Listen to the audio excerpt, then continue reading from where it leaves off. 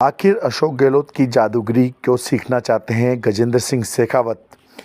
क्या शेखावत अब मुख्यमंत्री बनने की जादूगरी अशोक गहलोत जी से सीखना चाहते हैं?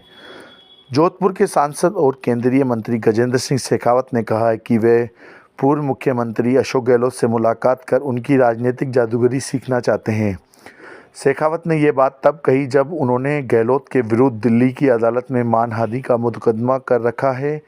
गहलोत जब कांग्रेस सरकार में मुख्यमंत्री थे तब शेखावत के साथ उनकी व्यक्तिगत दुश्मनी रही, लेकिन अब जब गहलोत मुख्यमंत्री नहीं रहे तब शेखावत चाहते हैं कि गहलोत से उनकी राजनीतिक जादूगरी सीखी जाए।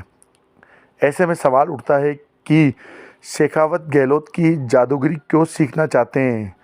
यह हम सब जानते हैं कि गहलोत ने कांग्रेस के राष्ट्रीय नेतृत्व के खिलाफ बगावत कर मुख्यमंत्री का पद अपने पास बनाए रखा। अशोक गहलोत ने सार्वजनिक तौर पर कहा कि मुख्यमंत्री का पद उन्हें छोड़ नहीं रहा है। गहलोत के मुख्यमंत्री रहते हुए सबसे ज़्यादा आलोचना गजेंद्र सिंह शेखावत ने की थी। यह सही है कि राजस्थान में शेखावत भी मुख्यमंत्री पद के दावेदार थे, लेकिन भाजपा के राष्ट्रीय नेतृत्व ने पहली बार विधायक बने भजनलाल शर्मा को मुख्यमंत्री बनाकर गजेंद्र सिंह शेखावत जैसे वरिष्ठ नेताओं को चौंका दिया। क्या शेखावत अब मुख्यमंत्री बनने की जादूगरी अशोक गहलोत से सीखना चाहते हैं? ये शेखावत को यह समझना चाहिए कि भाजपा के राष्ट्रीय नेतृत्व की कमान प्रधानमंत्री नरेंद्र मोदी और केंद्रीय गृह मंत्री अमित शाह के पास है। मोदी और शाह की नज़र सभी केंद्रीय मंत्रियों और वरिष्ठ नेताओं पर है। जो शेखावत 25 नवंबर से पहले अशोक गहलोत को अपना दुश्मन मानते थे, आज वही शेखावत गहलोत से जादूगरी क्यों सीखना चाहते हैं? इस सवाल का जवाब तो गजेंद्र सिंह शेखावत ही दे सकते हैं। सुनते हैं आखिर मीडिया से बातचीत करते हुए उन्होंने क्या कहा। पार्टी की सरकार बनी है और इस डबल इंजन की सरकार में प्रदेश का गरीब, देश का गरीब निश्चित रूप से प्रतिदिन एक दिवाली को महसूस करेगा जब इस डबल इंजन की सरकार में माननीय नरेंद्र मोदी जी के नेतृत्व में प्रदेश प्रगति और विकास की नई ऊंचाइयों को छुएगा और आने वाले 5 साल में राजस्थान देश का अग्रणी प्रदेश हर एक परिप्रेक्ष्य में बनेगा और निश्चित रूप से वो दिन जो है राजस्थान के 8 करोड़ लोगों के लिए एक दिवाली के जो है वो समान होगा। भारत संकल्प यात्रा शुरू होगी।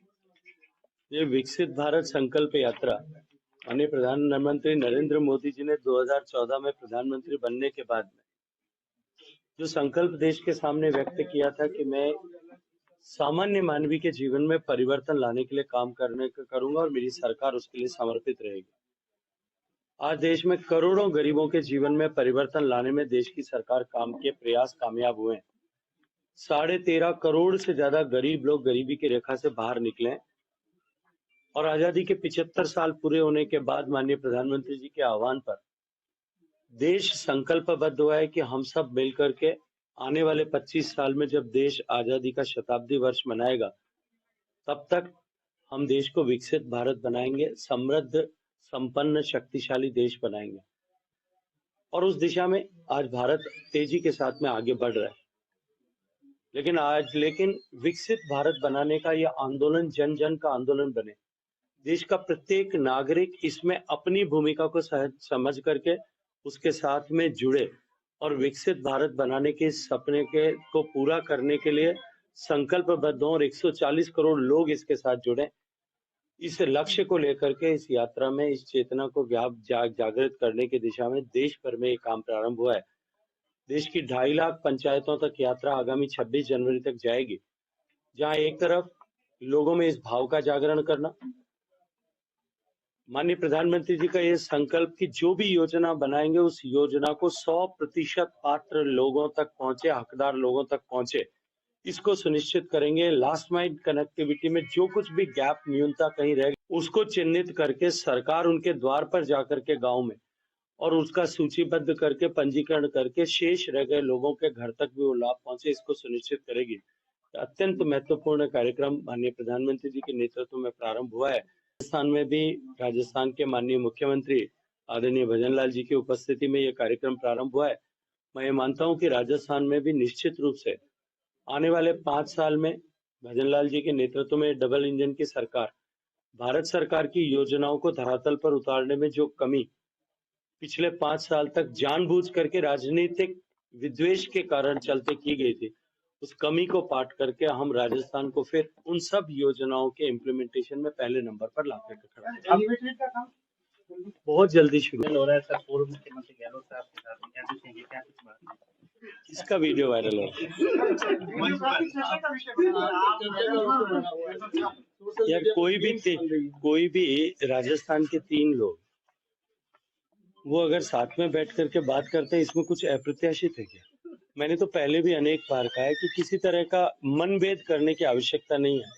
मतभेद हो सकते हैं, उनकी आइडियोलॉजी अलग है, हमारी आइडियोलॉजी अलग है। वो एक परिवार को प्रसन्न करने के लिए काम करते हैं, हम जन सामान्य को प्रसन्न करने के लिए काम करते हैं।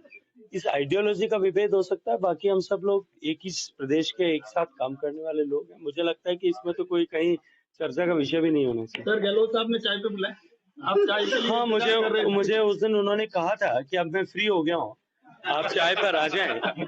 और मैं ईमानदारी से इस बात को स्वीकार करता हूँ कि उन्होंने इस बात को बहुत अप्रिशिएट किया। उन्होंने ही चर्चा प्रारंभ की। उन्होंने कहा कि आपका वो इंटरव्यू मैंने देखा था, मुझे बहुत अच्छा लगा कि आपने कहा कि जब वो फ्री हो जाएंगे मुझे बुलाएंगे तो अवश्य आऊंगा। और उन्होंने मुझे कहा है कि आइएगा, एक तारीख तय करते हैं, एक दिन आओ, बैठ के चाय पीते हैं। और मैंने उनसे कहा, मैं आपका 50 साल का राजनीति का अनुभव है और मुझे बहुत सारी जादूगरी उनसे सीखनी भी है, तो मैं जरूर जाऊंगा।